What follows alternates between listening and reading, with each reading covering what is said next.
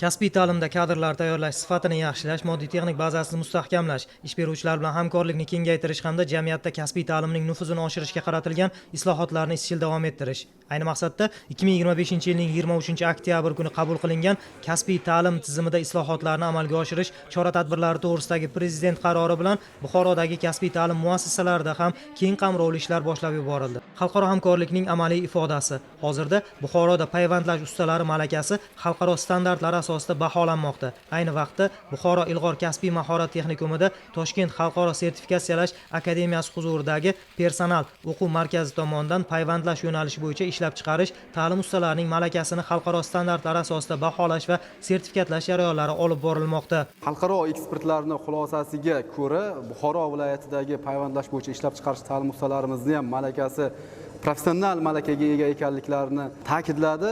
O'z o'rnida subyektiv fikrimni aytadigan bo'lsam, bugungi kunda malakali svarshiklarni, ya'ni xalqaro mehnat bozoridagi raqobatbardosh payvandchilarni, malakali kadrlarni mana shu Buxoro viloyatidagi payvandchilar tomonidan tayyorlangan.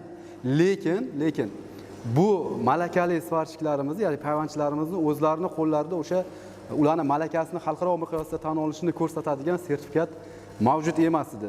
Endilikda bu islohotlarni amalga oshirish orqali bizani mana shu Buxoro viloyatidagi payvandchi ishlab chiqarish ta'lim ustalarimiz ularning malakasi xalqaro darajada tan olinadigan sertifikatlarga ega bo'lishadi. Ya'ni ISO 9606 kabi sertifikatlarga ega bo'lishadi. Har bir sohada davlatimiz rahbari qamrab olyaptilar. Yoshlarni shaxsiy rivojlanishi uchun, ularni til o'rganishi uchun, xorijiy oliygohlarga o'qishga kirish uchun, raqamli IT texnologiyani o'rganish uchun, xususan kasbiy ta'lim sohasini ham o'rganish uchun barcha imkoniyatlarni qilib beryaptilar. Aytib o'tishimiz lozimki, endilikda nafaqat kasbiy ta'lim tashkilotlarini, balki ularning pedagoglarini ham malakasini oshirish juda muhim hisoblanadi. Joriy o'quv yilida biz ustozlarimizni, demak, xalqaro ta'lim dasturlarida, qolaversa rivojlangan davlatlarda malakasini oshirish reja qilib olganmiz. 2025-2026 o'quv yilida dual ta'lim qamrovi 17% tashkil etgan bo'lsa, endilikda 2026-2027 o'quv yilida biz dual ta'limni 30% ga qamrab olishni reja qilib olganmiz. Hamda 2030-yilga borib 50% demak dual ta'limni qamrab olishni reja qilganmiz. Muhtaram yurtboshimiz tomonidan texnikumlarni tubdan takomillashtirish bo'yicha farmonlari imzolangan. Ushbu farmon ijrosini ta'minlash maqsadida xorijiy ekspertlar va Toshkent xalqaro sertifikatsiya akademiyasi tomonidan O'zbekiston Respublikasi kasbiy ta'lim agentligiga konsepsiya taqdim qilingan. Mana bugun biz konsepsiyaning birinchi bosqichdamiz.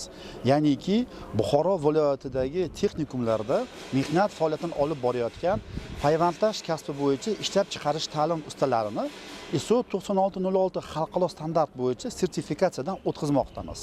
Bu nimani beradi? Bugungi sertifikatsiyadan muvaffaqiyatli o'tgan ishlab chiqarish ta'lim ustalari xorijiy davlatda tan olingan sertifikatga ega bo'lishadi.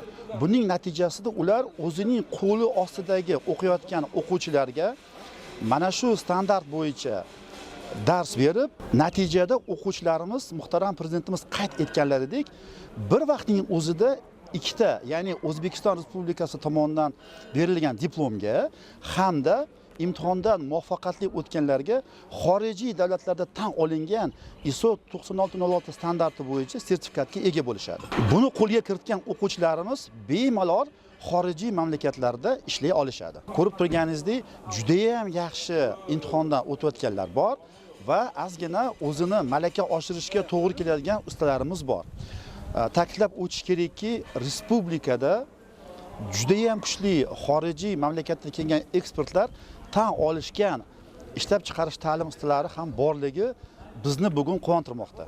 Aytish lozim, mazkur jarayon kasbiy ta'lim tizimida ishlab chiqarish ta'lim ustalarining kasbiy kompetensiyalarini xalqaro talablarga muvofiq baholash, ularning amaliy ko'nikmalarini yanada takomillashtirish hamda ta'lim sifatini oshirishga xizmat qiladi. Muhimi, sinov jarayonlarining shaffofligi va xolisligini ta'minlash maqsadida Latviyaning sertifikatlash markazi tashkilotidan malakali xorijiy ekspertlar jalb qilingan.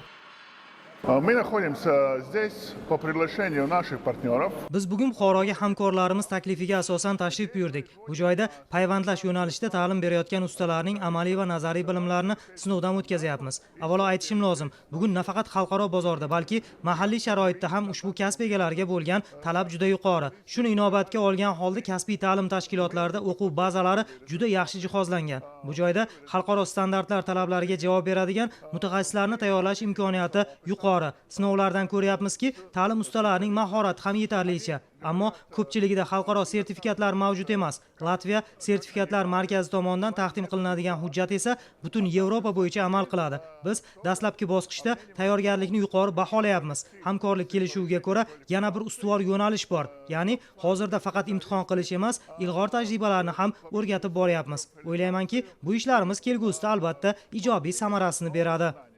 Baholash jarayonlari 2 bosqichda tashkil etilgan bo'lib, ko'rgazmali amaliy sinovda ishtirokchilar payvandlash bo'yicha amaliy ko'nikmalar va ishlab chiqarish jarayonidagi mahoratini namoyon etadi. Nazariy imtihonda esa mutaxassislarning texnologik jarayonlar, xavfsizlik qoidalari hamda payvandlash texnologiyalari bo'yicha bilim darajasini aniqlash nazarda tutilmoqda.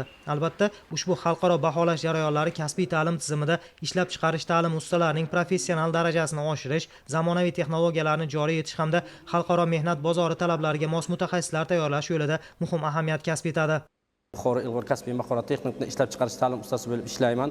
Ana bugun bizda ISO 9606 sertifikatsiyasi bo'yicha malakamizni oshiryapmiz. Hozirga qadar biz Rossiyada, Yevropada kadrlarni tayyorlab beramiz, lekin bizda mana bunaqa Yevropa standarti asosida sertifikat olish muyassar bo'ldik. Hozirgi kunda viloyatdagi kasbiy ta'lim tashkilotlarida 27734 nafar o'quvchilar, shundan xalqaro ta'lim dasturlari bo'yicha 737 nafari xalqaro va qo'shma ta'lim dasturlari bo'yicha o'qitilmoqda. Bu bilan mahalliy hamda xorij bozorlari uchun malakali mutaxassis kadrlar tayyorlanadi va ularning bandligi ta'minlanadi.